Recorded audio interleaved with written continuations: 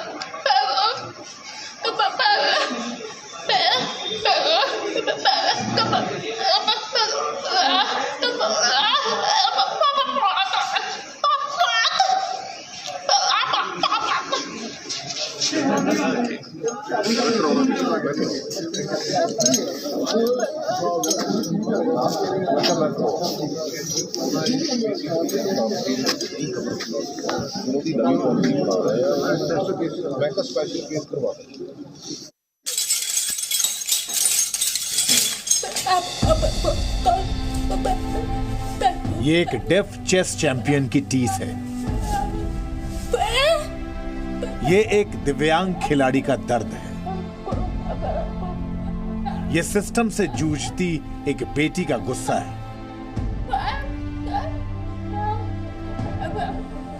शतरंज की बिसात पर मलिका हांडा के पास सब्र भी है और बाजी जीत लेने का हुनर भी। चेस में इस चैंपियन बेटी ने देश और विदेश में कई मेडल जीते। अपनी चाल से विरोधियों को शह और मात दी, लेकिन जिंदगी की शतरंज में मलिका सूद एक मोहरा बनकर रह गई तो सब्र टूट गया। शतरंज के खेल में माहिर मलिका सियासी खेल में ऐसी उलझी कि एक वजीर की चाल ने उन्हें मात दे दी और इस खेल में उनके खाते में फिलहाल हार है, दर्द है, आंसू है, टीस है। मलिका हांडा बोल सुन नहीं सकती, लेकिन इशारों से अपने जज्बातों को आवाज देना वो जानती है और उसी अंदाज में दुनिया को बता रही है कि कैसे पंजाब सरकार के एक मंत्री ने उनसे वायदा किया और दूसरे मंत्री ने उस वायदे को तोड़ दिया। हम लोग रिसेंटली जो परगट सिंह सर हैं, मिनिस्टर है हमारे स्पोर्ट्स मिनिस्टर, अब उनके पास गए तो उन्होंने भी यही वादा किया। आप वीडियो में भी देख सकते हो कि मलिका को 1 हफ्ते बाद जो हम कैश अवार्ड और प्लेयर्स को देंगे और मलिका को उसमें भी प्रायोरिटी बेस पर शामिल किया जाएगा। और लेकिन जब कैश अवार्ड 1 हफ्ते बाद बांटे गए और उसमें मलिका का नाम फिर भी नहीं था। 31 ਦਸੰਬਰ ਨੂੰ मैं नाल सी ਅਸੀਂ ਮਲਿਕਾ ਆਪਣੇ ਪ੍ਰਗਟ ਸਿੰਘ ਸਰ ਨੂੰ ਮਿਲਣ ਗਏ, ਲੇਕਿਨ ਮੁਲਾਕਾਤ ਹੋਣ ਤੋਂ ਬਾਅਦ ਉਹਨਾਂ ਨੇ ਤੇ ਕੋਰੀ ਨਾ ਹੀ ਕਰ ਦਿੱਤੀ। ਕਈ ਮਲਿਕਾ ਦੇ ਨੂੰ ਦੇਣ ਵਾਸਤੇ ਸਰਕਾਰ ਦੇ ਕੋਲ ਕੋਈ ਪਾਲਿਸੀ ਨਹੀਂ ਹੈਗੀ, ਨਾ ਕੋਈ ਅਸੀਂ ਇਹਨੂੰ ਕੈਸ਼ ਅਵਾਰਡ ਦੇ ਸਕਦੇ ਹਾਂ ਫਿਲਹਾਲ, ਤੇ ਨਾ ਅਸੀਂ ਕੋਈ ਜੌਬ ਦੇ ਸਕਦੇ ਹਾਂ। मलिका हांडा इंटरनेशनल डेफ चेस चैंपियनशिप में गोल्ड मेडल जीतने वाली पहली भारतीय महिला है। मलिका ने वर्ल्ड चैंपियनशिप और एशियाई चैंपियनशिप में भारत के लिए 6 मेडल जीते हैं। मलिका का कहना है कि उनकी इस उपलब्धि के बाद पंजाब सरकार ने उन्हें सरकारी नौकरी, कैश अवार्ड देने का वायदा किया, लेकिन मलिका के हिस्से आया तो सिर्फ इंतजार।